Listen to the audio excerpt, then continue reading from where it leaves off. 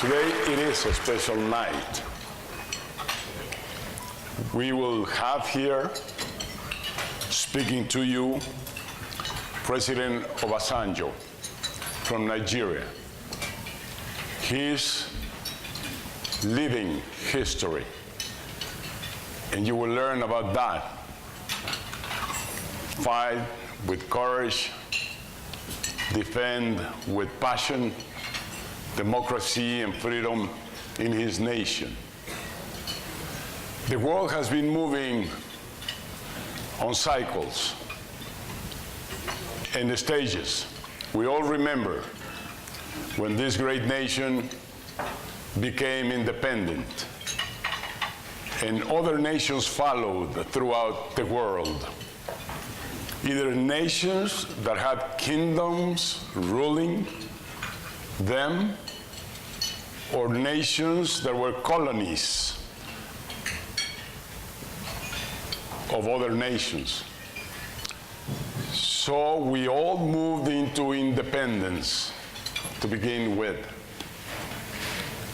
And once we got independence, most of us nations moved next stage, which was either through a civil war, like it happened in this nation, or through revolutions that happen in many others, like in Mexico, to reach the status of being a democratic, free nation.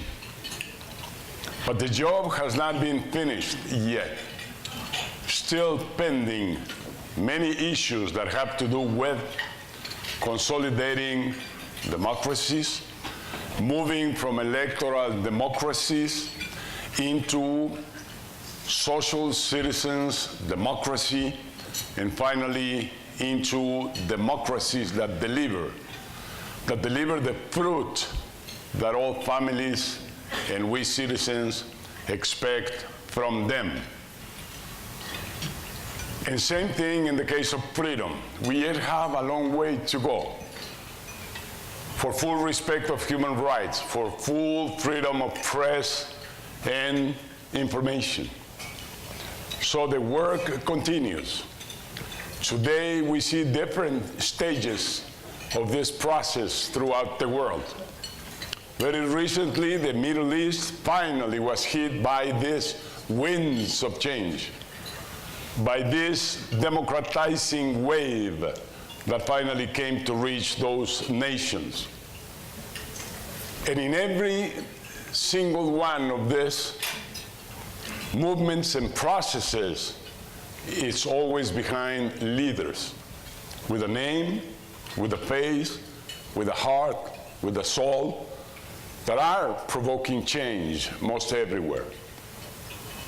Our deep desire at this moment is that in the Middle East, not only dictatorships are going to be destroyed, not only democracy is going to be reached, but the need to have the leaders to take those nations to consolidate democracy and freedom and to start the process of building successful economies, building nations and economies that deliver to citizens and families the so intensely desired well-being and quality of life.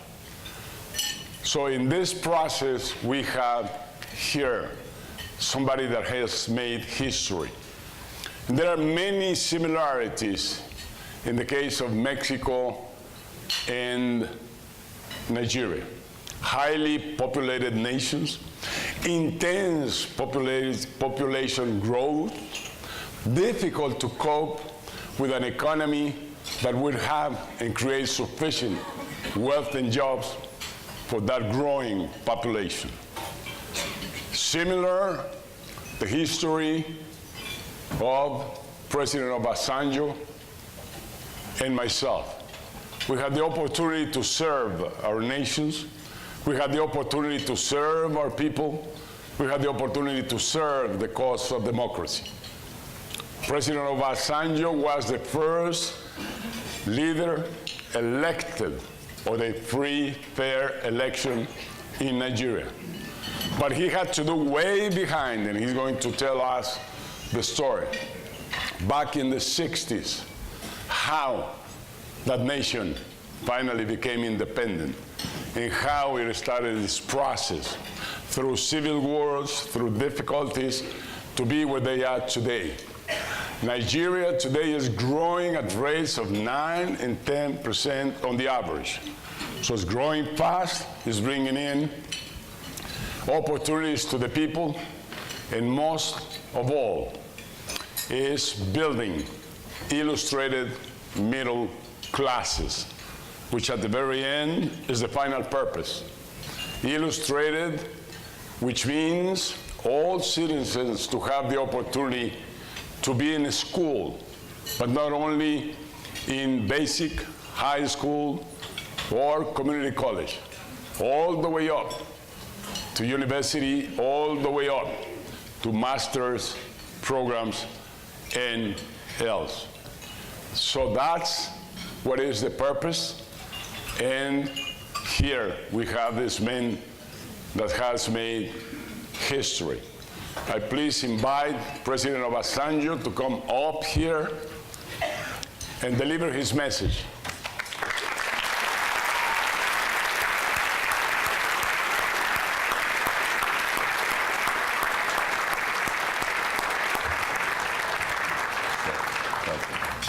You want to start? President Fox, I can't thank you enough, not just for the wonderful things you have said about me and my country and my people, but particularly for the opportunity that you have given to me to be here among these wonderful people. Madam Mayor, thank you for helping this process. And when I heard from the co-founder that there are going to be 6 presidential dinners, and that may be all, I heard the mayor saying, no, that will not be all. So whatever you can do not to make that.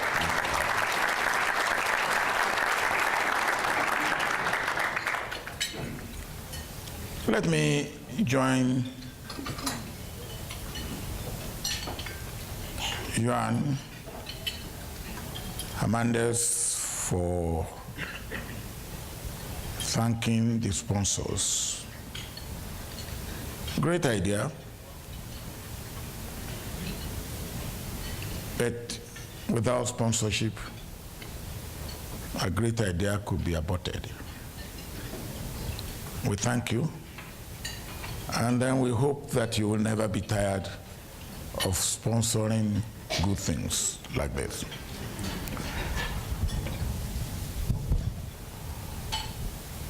This morning, we were at GCU,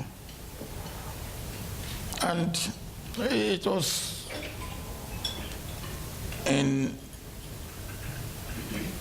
President Fox's usual casual way of doing serious job and saying serious things. We were there, and then we got going, and as we heard from the provost, the outcome has been significant. Well, we thank you for providing us the opportunity to actually strike a significant chord with your students and students who came and members of your staff. And as I said, that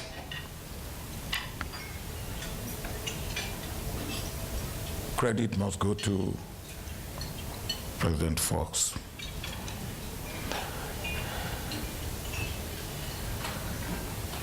When I came in this evening, President Fox said to me, look, your story of the morning should be shared with this audience. And I said, I thought this audience is slightly different from the audience in the morning. He said, yes, but that story needs to be heard. I said, my idea was because there are commercial, business, and private sector people here, that my talk this evening should be laced with issues that will be of interest to the private sector and commercial people. And President Fox said, you can bring your commercial people and private sector into it, but you must tell the story. So here I am to tell our story. Actually, President Fox has started the story. He said that our two countries are similar. I think that is to a large extent true. Our experiences are also similar. He even brought it to the personal level of his own experience and mine. And as I said in the morning, without being immodest, we are both game changers. But let me go back to, well, more or less where it began with me.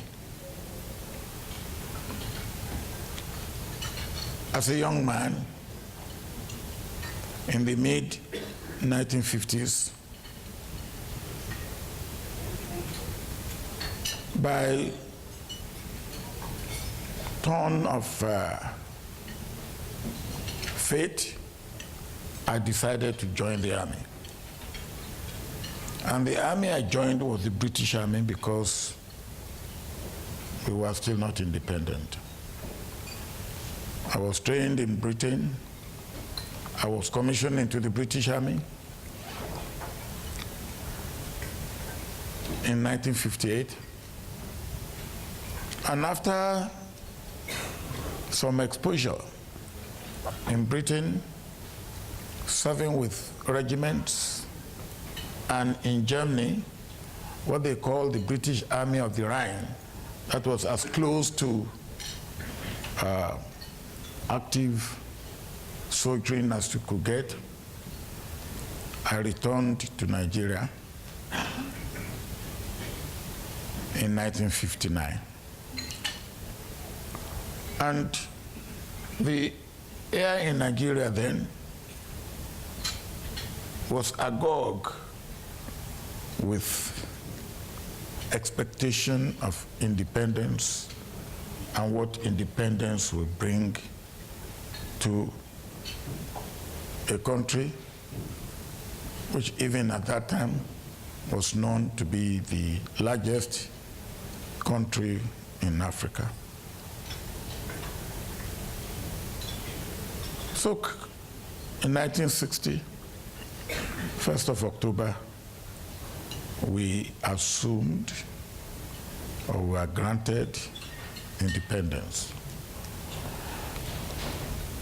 We were all very, very happy.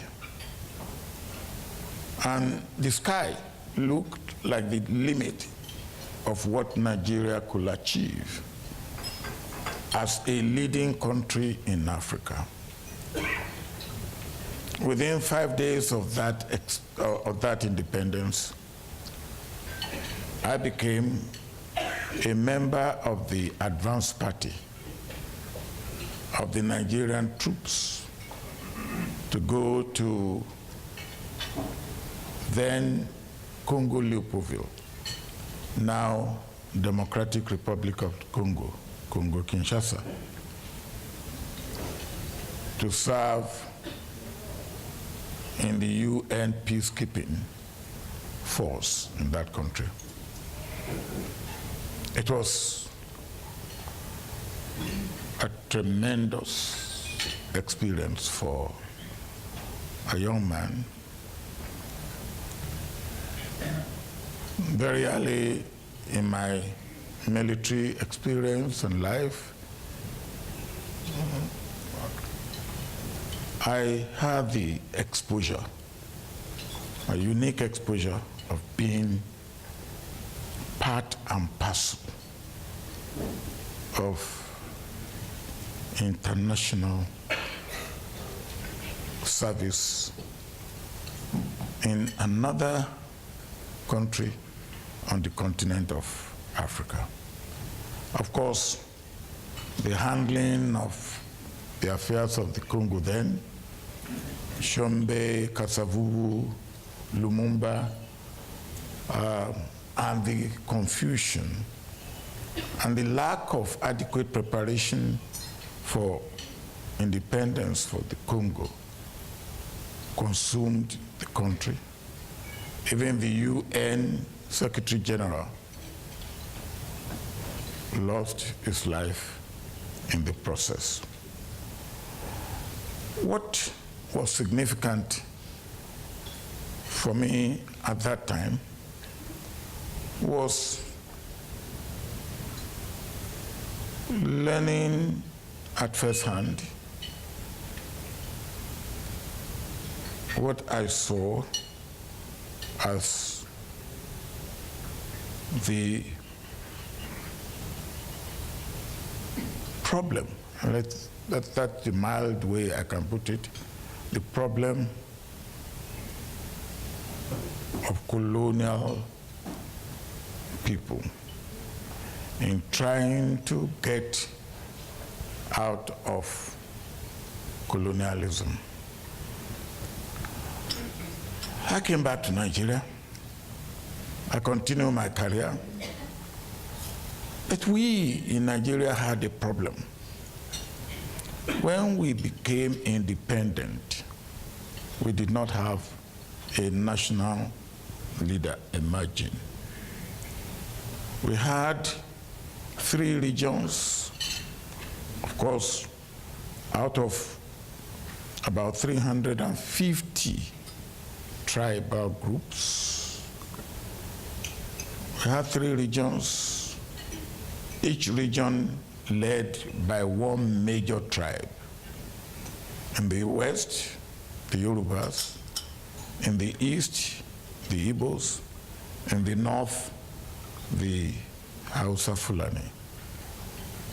And each leader was a tribal bearer and held firmly to his region. They all contributed to the center, and the center was weak.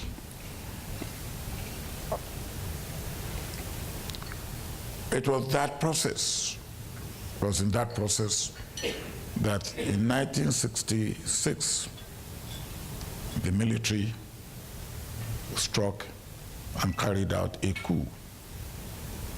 The hope of democracy, the hope of dynamic development and growth in Nigeria all went into smoke.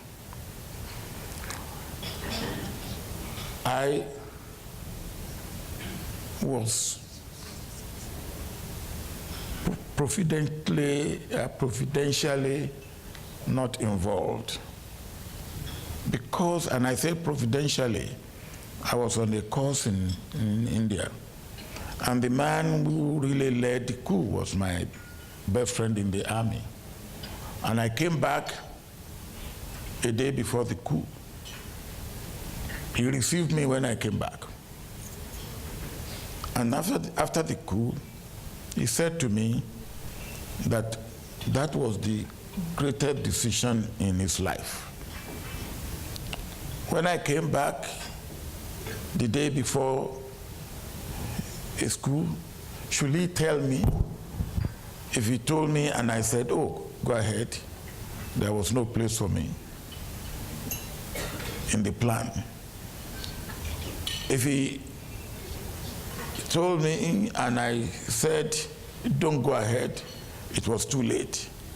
So he decided not to tell me. So my friend kept me away from the coup. And maybe that's why I say I was providentially saved from the coup. Anyway, the coup went. It was half-cocked. And but the democracy that we were all glad about became short-lived, and we muddled along. From that muddling along, we went into a civil war. We thought that that civil war would be a police action that will last maximum 6 months. The civil war lasted 30 months, and we nearly lost it. I had to take part in the war, and again, providentially, I had the honor of ending the war, accepting the surrender of the Biafran army, as we call them. Again, my life intertwined with the fortune or what was happening in Nigeria. I continued my career, and the military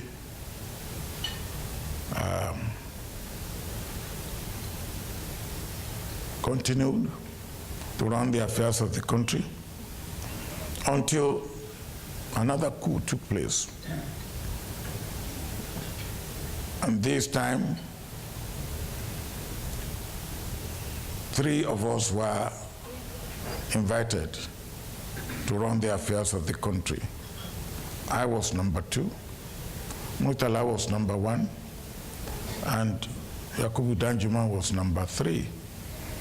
Within 6 months, another coup came that took the life of Murtala. Providentially, I was saved again, and I took over. But we had made an elaborate program to go back to democracy, and I kept religiously to that program. In 1979, I handed over to an elected, democratically elected government, in spite of the pressure not to do so, because I believe there's no better form of government than democracy.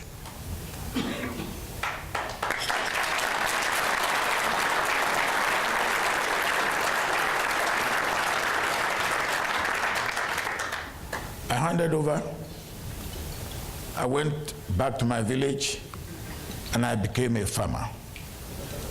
Actually, a chicken farmer.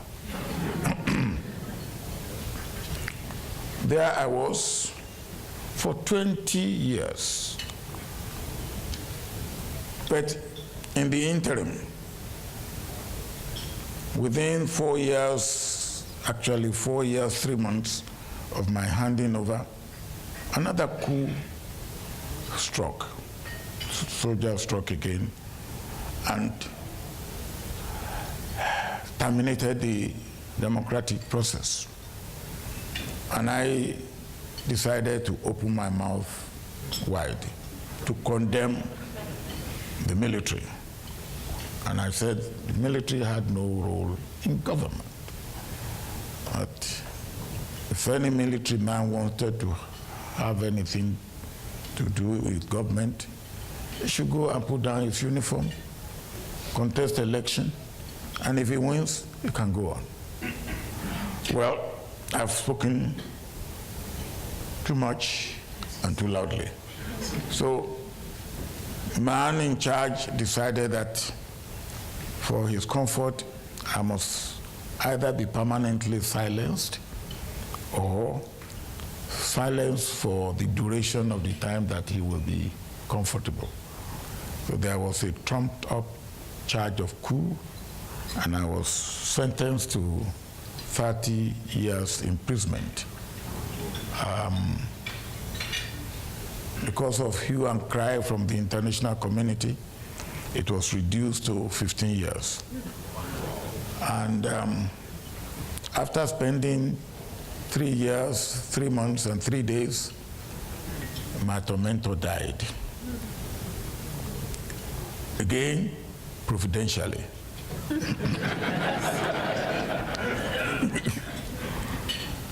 And when my tormentor died, of course, everybody knew that it was a trumped-up charge.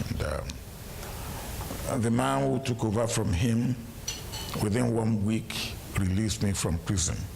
As soon as I was released from prison, there was clamor for me to participate in government, in politics. Initially, I was reluctant. But again, providentially, I was persuaded. And I contested the election, and I won. During question and answer in the morning, I did explain that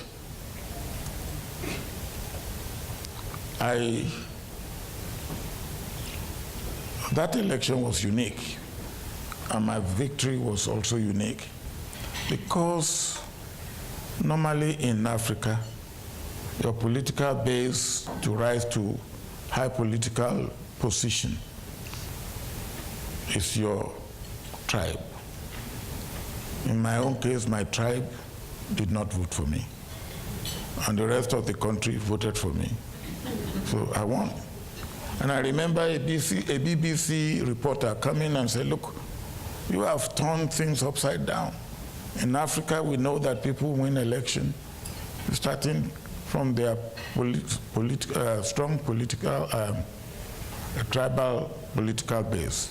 In your case, you have weak, very weak, non-existent tribal political base, and you won." I said to him, "It's the act of God." Now,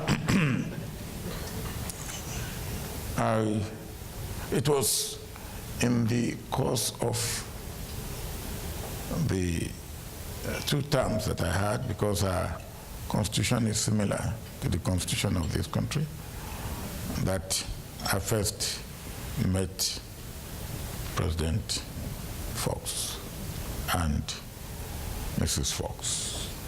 They were kind enough to pay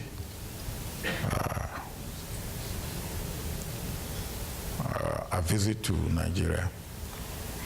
And of course, I learned a few things from him. And so then we have become friends, and we will continue to remain friends. But I said we were both game changers. I am a committed Democrat. And for that, I will give anything for democracy.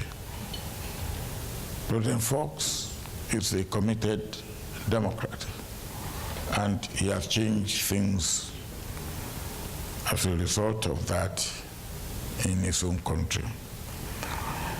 But like President Fox said, democracy is a journey. It's not a destination. And the journey of democracy continues for all our countries, and in fact for all countries in the world. But again, as I said in the morning, the world is becoming smaller and smaller. People talk of the world as a village. I talk of the world as a room. And we are all in that single room. Our languages are becoming similar.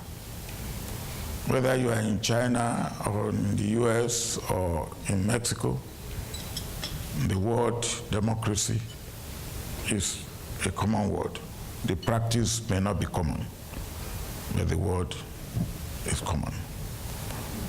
Again, market economy has become a common expression. Whether you are talking of the Chinese economy or Mexican economy or Nigerian economy, the market economy is now commonly acknowledged as the way to go.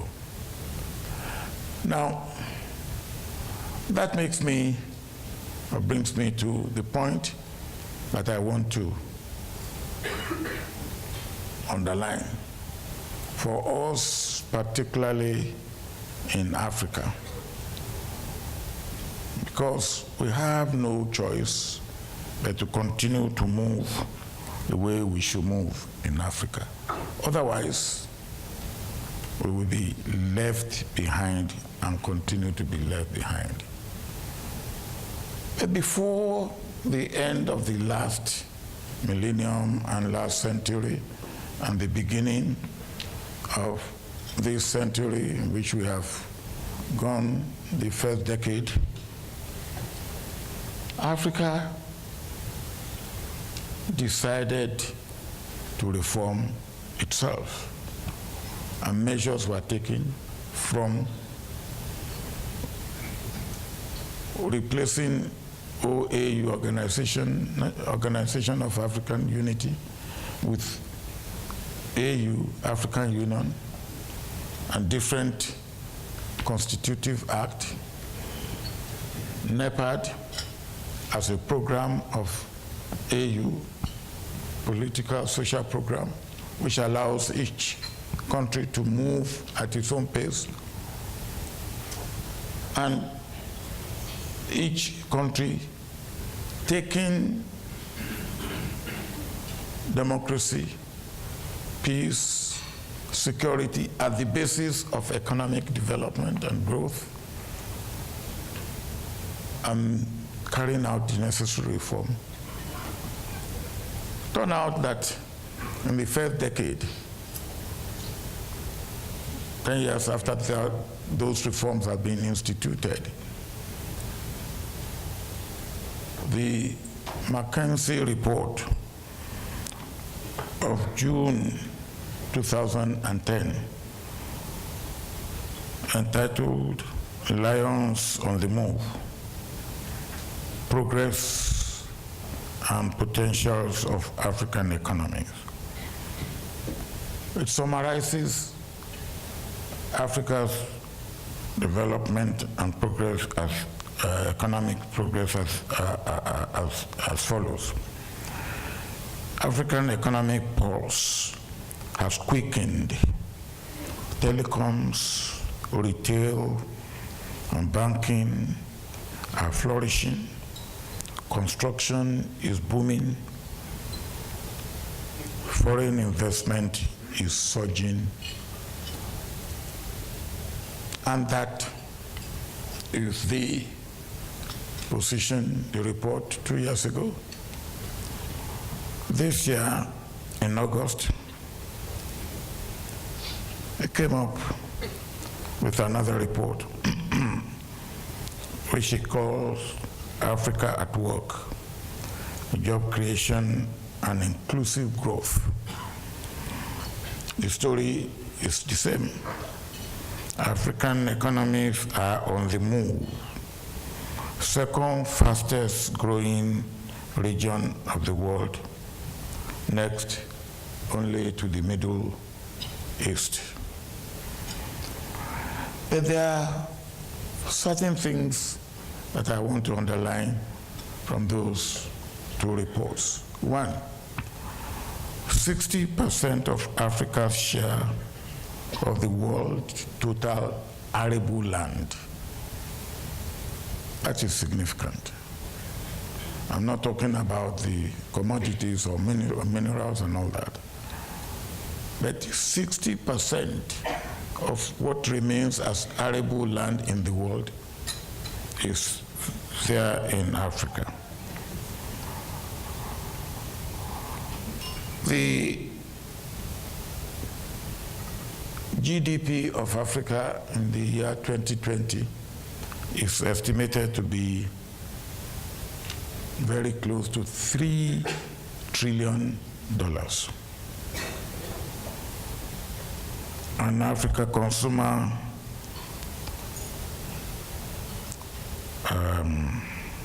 spending is estimated to be about half of that, $1.5 trillion. Now, for businessmen, for people in the private sector, anywhere in the world, this must be of interest. Even me as a chicken farmer, it's of interest to me. And I will want to leave that to you. And don't leave it to the Chinese alone. And don't leave it to the Indians alone. Or the other day I was with my friend, President Lula, and he said to me, look, Brazilian Development Bank has more money than the World Bank, and we are looking at Africa. I said, please come. I will say to you here who are businessmen in the private sector that wherever you look at for investment or for doing business, look at Africa. Return on investment in Africa is one of the highest, if not the highest in the world. Well, democracy will continue. We will continue to improve on the areas of challenges that we have. I will be the first to admit that we have areas of challenge. But once we admit, once we identify our areas of challenge and we are ready to do something about it, I believe that's what matters. We have areas of challenge. We know them, we identify them, and we are trying to do something about them. Well, on that invitation that Africa is beckoning, and you are welcome, I will say thank you.